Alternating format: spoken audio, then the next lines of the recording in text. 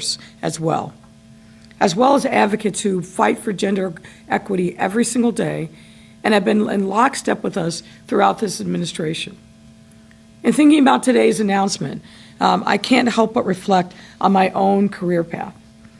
Throughout my work as a federal prosecutor, an attorney, and as the president of Chicago Police Board, I often had found that I was the only woman in many of the rooms in which I was in.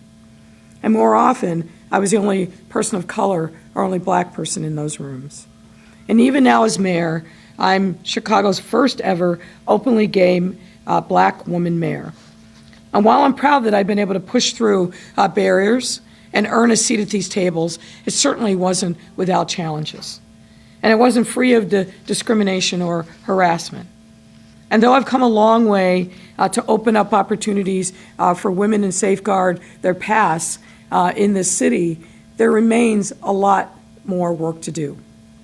The lessons that I've learned throughout my career empower my work as mayor and create safer and more equitable workplaces and communities across Chicago. I envision a city where young women, regardless of their race, ethnicity, age, or socioeconomic status, can reach any career aspiration that they dream of. I want my daughter's generation to be free of the barriers that have held too many of us back. That brings us to today's announcement. In recognition of tomorrow, March 14th, being Equal Pay Day, I'm proud to sign a pay equity executive order which requires the Department of Human Resources, Budget, and AIS departments to conduct a pay equity audit every 2 years.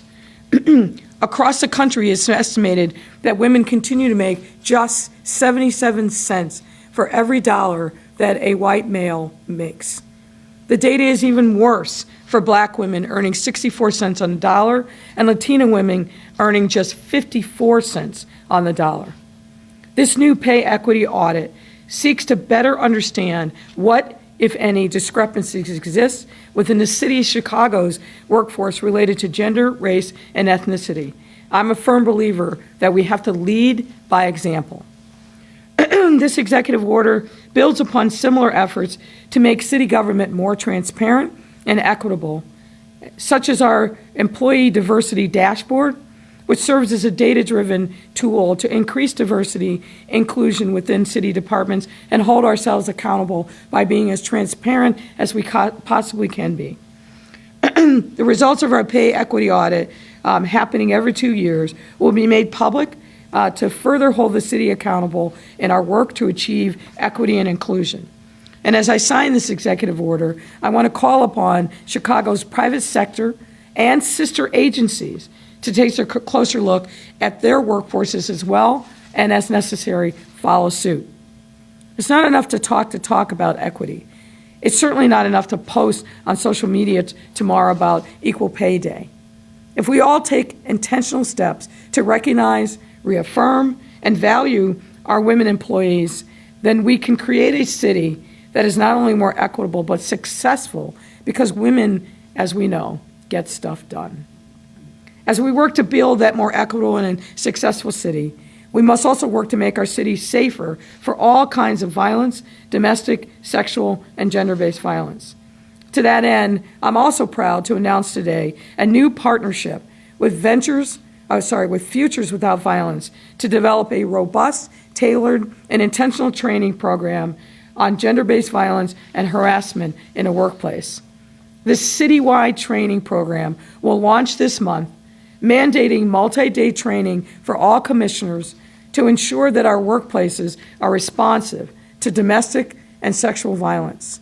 The goals of this training program are to ensure that city government realizes the impacts of trauma related to gender-based violence, recognize the elements of trauma and how they may manifest themselves in the everyday workplace and our communities, and to respond to any staff or residents who are experiencing violence with survivor-centered approaches that foster safety, stability, and well-being. This training program aligns with our administration's policies and efforts to resist practices that are re-traumatizing survivors and those impacted by gender-based violence, to ensure that every city employee can thrive in a workplace and productive work environment. I'm proud to say that this will be the largest and most comprehensive training offered to municipal governments in the country, enhancing Chicago's reputation as a welcoming, inclusive, and equitable city. That is thanks in part to focus groups who helped to inform our training, and especially thanks to Futures Without Violence and their Workplaces Respond to Domestic Violence and Sexual Violence National Resource Center. This training program builds upon our citywide strategic plan to address gender-based violence and human trafficking, and our city's first ever whole-of-government approach to address these issues and their intersections at racism and gender inequality. As one of the city's largest employers, the City of Chicago has a responsibility to increase our capacity and our knowledge to address gender-based violence in all of its forms and manifestations. We've taken historic steps to achieve both of these goals throughout my term, particularly within this past year, and let me give you a couple of examples. The city's new and expanded parental leave policy went into effect in January of this year, offering 12 weeks of paid parental leave to city employees, regardless of whether they are a birthing or non-birthing parent, and regardless of whether or not they're growing their families through adoption, foster care, as well as those acting as a surrogate. With this new policy, Chicago became one of the largest cities in the Midwest and across the country to have such a progressive and innovative policy. Furthermore, this policy accomplishes several goals. One thing, it goes towards our public health goals to close racial disparities in maternal and infant health outcomes. It also ensures that city employees receive the wages that they are entitled to, regardless of their birthing status, race, gender, or ethnicity, and ensuring that Chicago is continually equitable. Further, it establishes Chicago as an ideal city for working families to live. I'm incredibly proud of what we've done on these and other fronts, and I'm grateful for all the support that we've received from all of you, from all the members of our gender-based violence task force, all the work and support and holding us accountable for our women's advisory community, and all of the great people across the city government and the city of Chicago. We have work to do, but we are making big, bold steps to make sure that that happens. It's now my pleasure to welcome up Sharita Allens, the President and CEO of Women Employed. Sharita. Thank you, Madam Mayor. Hi, my name is Sharita Allens. I am the President and CEO of Women Employed. For the past 50 years, Women Employed has been working to advance equity for women in the workplace. We are focused on growing the economic power of women and ensuring workplaces where women can thrive. We are pleased to see the City of Chicago prioritizing equity for the women in their workplace. Women continue to face significant barriers to economic equity and justice. We continue to be negatively impacted by the persistent pay gap that you heard the mayor speak of earlier. We disproportionately shoulder the weight of caregiving, including lost wages and long-term care, which impacts our careers. We are still, very unfortunately, experiencing sexual harassment and assault at high rates, leading many of us to leave jobs to secure our physical and mental health and well-being. And due to the intersection of gender and racial bias, all of these disparities and barriers are amplified for Black and brown women. Based on the current wage gap that you hear everyone talk about, without meaningful intervention, women overall will lose approximately $400,000 over the course of a 40-year career. Compared to white, non-Hispanic men, for Latinas, this career loss amounts to $1.2 million over 40 years. And for Black women, the losses are over $900,000 in a 40-year career. So it's important not just to talk about the percentages and the gap. It's important that we recognize what this impact means to our households, to our bank accounts, to our pockets. Multiple surveys show how women experience sexual harassment during their lives, and 80% of women who have been harassed leave their jobs within 2 years. Research Women Employed released just last year reveals that survivors of gender-based violence in Chicago need and want support from their workplaces to chart a pathway to economic independence that is crucial to safety. While sexual harassment prevention in the workplace has seen significant changes in the 21st century, the wage gap has not. It's pretty much stalled. Tomorrow's Equal Pay Day, an annual day to build awareness and express our collective disbelief and rage, and because the rate of, to express that, and because the rate of change has pretty much stalled, it should really serve as a reminder that we must all take action to interrupt the systemic issue that's causing harm to our economy, to our communities, and to our households. And it is my belief that the role of employers is equally as important as policy. As employers, we have a key responsibility in dismantling systemic barriers and must enact workplace policies that prioritize equity. Because the effects are intersectional, that requires interconnected policies focused on addressing those with the greatest needs.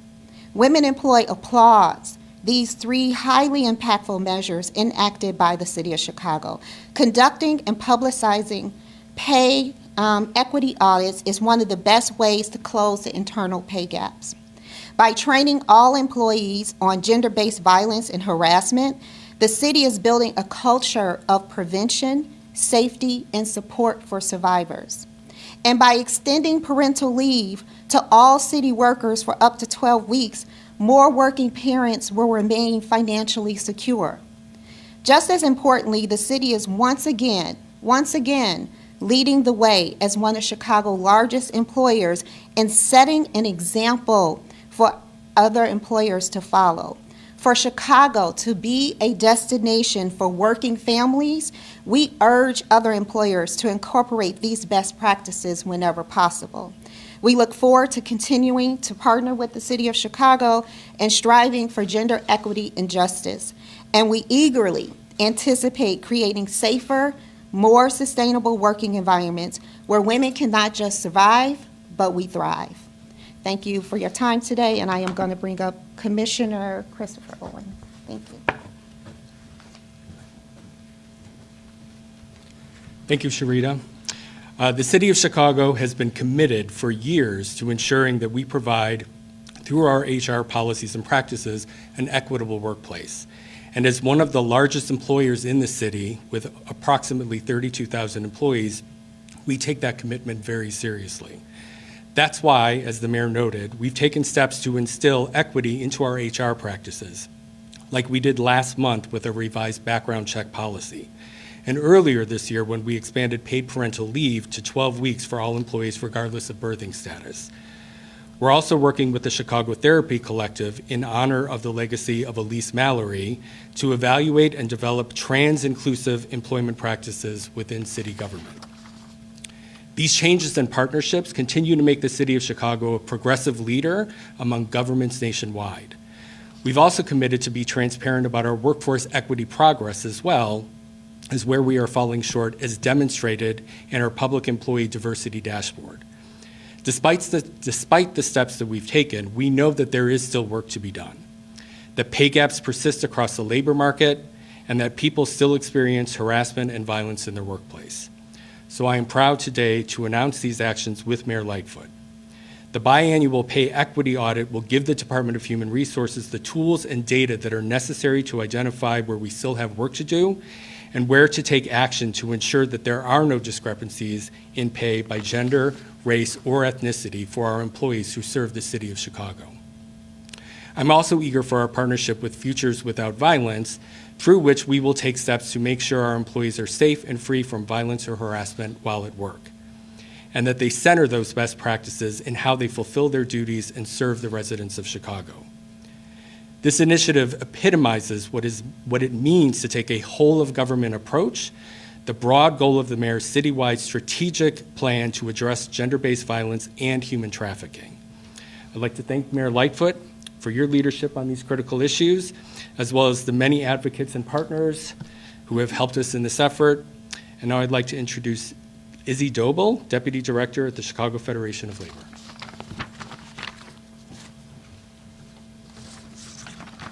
Hello, my name is Isabel Doble. I go by Izzy. I'm the Deputy Director of Government Affairs for the Chicago Federation of Labor and a 2022 Trabajadoras Fellow for the Labor Council for Latin American Advancement. Thank you to Mayor Lightfoot for bringing us here today and for working to make the workplace a place of belonging, value, and respect for people of all genders. Tomorrow is Women's Pay Day, as we've mentioned, which is when a woman finally makes the same as a white man in the same role from the previous year. This is because for every $1 a man makes, a woman makes only 84 cents in some estimates. So a woman has to work almost a year and 3 months to make the same amount of money a man does in 1 year. This is a frustrating fact because women make up nearly 50% of the workforce, yet are compensated less and given less opportunities to access the same high-paying jobs.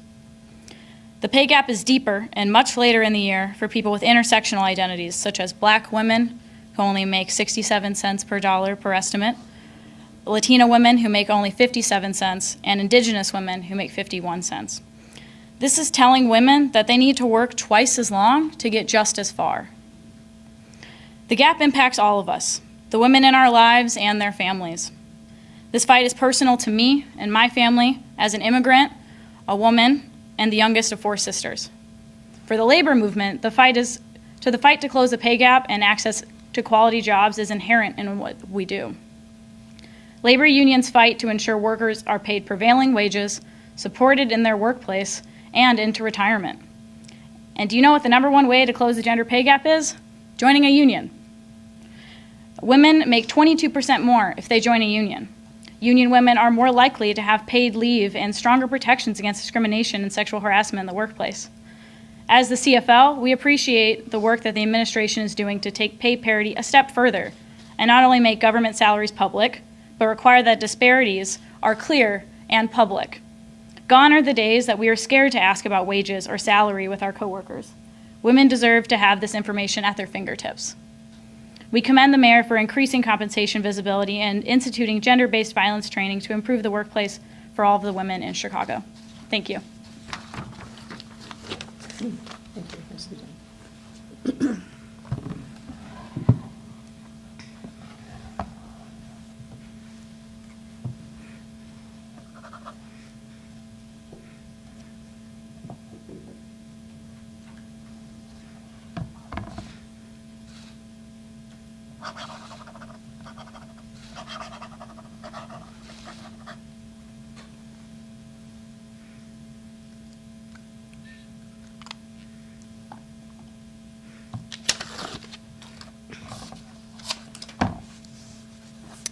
All right, it's official.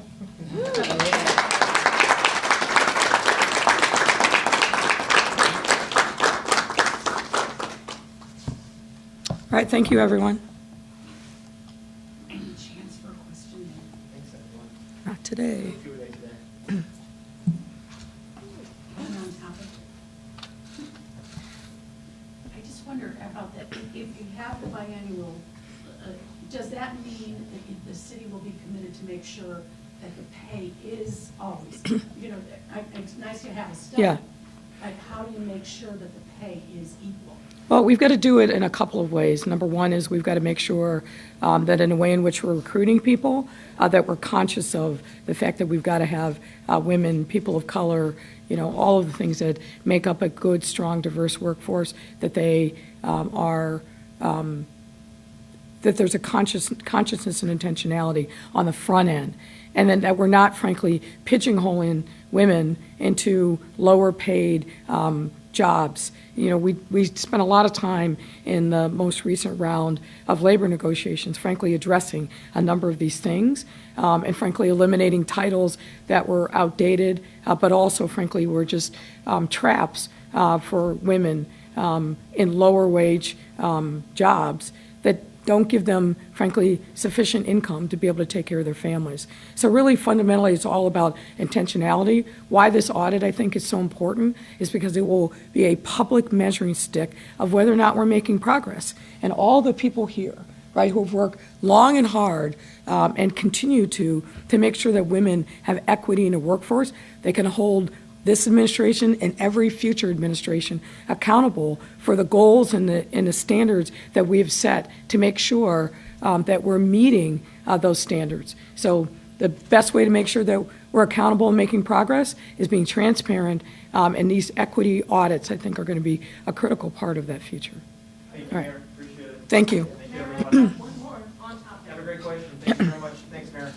I'll let you have one more on topic. Is there specific city departments that you think are especially, that there's especially wide gap and we'd like to hire more women into those well-paid jobs? Well, look, I think as you heard from Izzy from the CFL, we've got to make sure that there are more women in the trades. Those are the highest paying jobs. They've got great benefits, but that has not been a traditional path or course for women. So we will continue to make sure that we are pressing all the trades, but also working in partnership with them. We can't wag our finger at them and say, you need to do better. We've got to work in partnership with them to develop pathways so that women have access to the training and the apprenticeship to be able to take on those jobs. Look, we know this. Through this latest recessionary period, women were hit very hard, having to go home and homeschool, in effect, their children. And it's been, I think, tougher for women to return to the workplace as a consequence of that.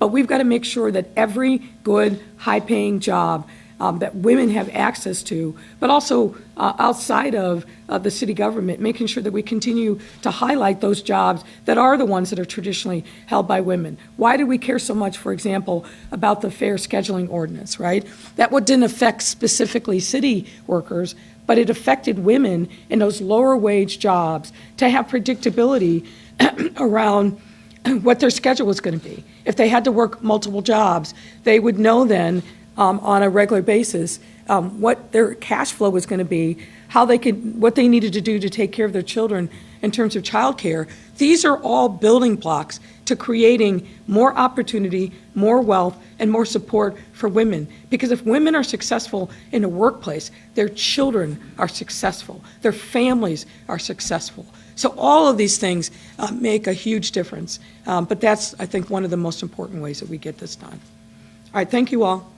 Congratulations.